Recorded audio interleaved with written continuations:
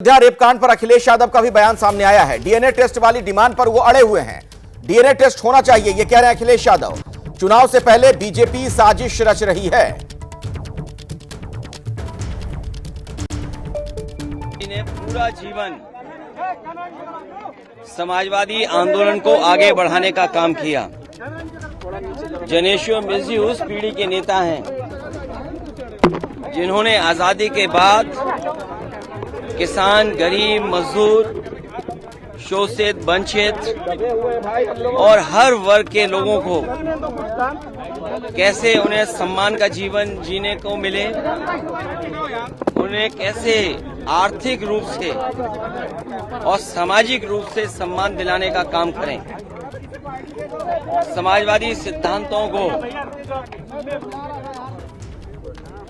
गैर बराबरी के खिलाफ और जाति भेदभाव के खिलाफ उन्होंने न केवल समाज को एकजुट करने का काम किया, बल्कि उस सिद्धांत को आगे बढ़ाने का काम और हम नई पीढ़ी के लोगों तक देने का काम किया। उनका जीवन भर संघर्ष रहा और जब कभी भी वो सरकार में ऊंचाई पर पहुंचे, उन्होंने अपने जीवन का सादा जीवन और अपना व्यवहारिक जीवन जो सब लोगों को जोड़ के रखते थे, कभी नहीं दूर किया।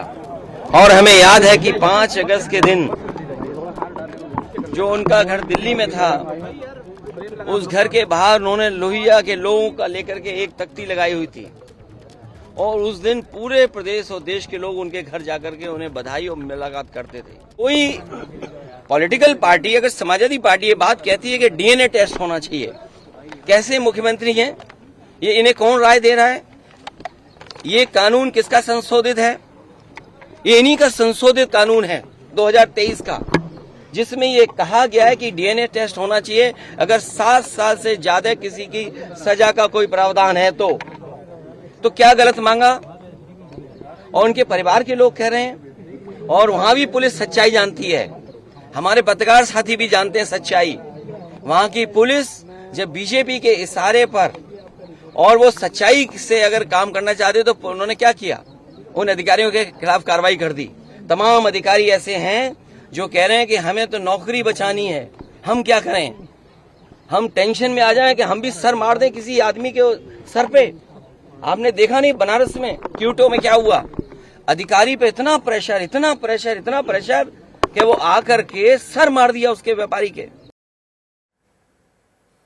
आइए एक बार फिर से मैं आपको लखनऊ लिए चलता हूं। मेरे साथ संजय वहां से लगातार जुड़े हुए मेरे सहयोगी। संजय, डीएनए टेस्ट वाली डिमांड पर अखिलेश यादव अड़े हुए हैं। आप जहां पर खड़े हैं, आपके पीछे मुझे वो पोस्टर नजर आ रहा है जो शायद बीजेपी की तरफ से लगाया गया है, जिसमें इसी को लेकर तंज कसा गया है। बिल्कुल ऐसे पोस्टर जो अखिलेश जो शहर में कई अलग अलग जगहों पर लगाए गए हैं। ये पोस्टर जो है वो डिप्टी सीएम ब्रजेश पाठक के आवास के सामने लगा हुआ है और जिसमें लिखा हुआ साफ तौर पर कि अखिलेश यादव को पीडी यानी पिछड़ा और दलित से कोई लेना देना नहीं है। ये मुहित चूंकि ए है, अल्पसंख्यक है, इसलिए उसको कुछ नहीं होना चाहिए, इस तरह की बात इसमें लिखी गई है। और प्रतापगढ़ के कोई भाजपा नेता मनीष शुक्ला टीसू हैं, इनकी ओर से ये पोस्टर लगाया गया है। तो आप समझ सकते हैं कि जो मैं बात कह रहा था कि ये सियासत केवल जुबानी नहीं रह गई है, बल्कि ये धरातल पर भी नज़र आ रही है। डीएनए टेस्ट और नार्को टेस्ट की मांग समाजवादी पार्टी के नेता कर रहे हैं और काउंटर में जो यूपी के डिप्टी सीएम हैं केशव प्रसाद मौर्य, उनका कहना है कि जब समाजवादी पार्टी के समय में अपराध होते थे, बलात्कार होते थे, हत्या होती थी, तो क्या उस वक्त आरोपियों का या पीड़ित पक्ष का नार्को टेस्ट या डीएनए होता था क्या? तो ऐसी डिमांड वो कर रहे हैं। समाजवादी पार्टी के लोगों का कहना है ये एक मामला नहीं है अयोध्या का, ऐसे उत्तर प्रदेश में रोजाना कोई ना कोई घटना सामने आ रही है। तो सरकार को चाहिए कि सभी में इस तरह कार्रवाई करे, सभी बुलडोजर चले।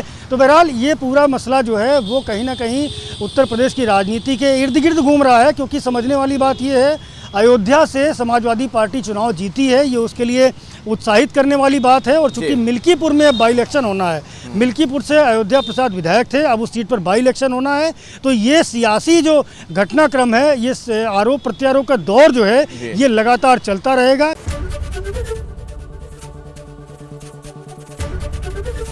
एबीपी गंगा, खबर आपकी, जुबान आपकी।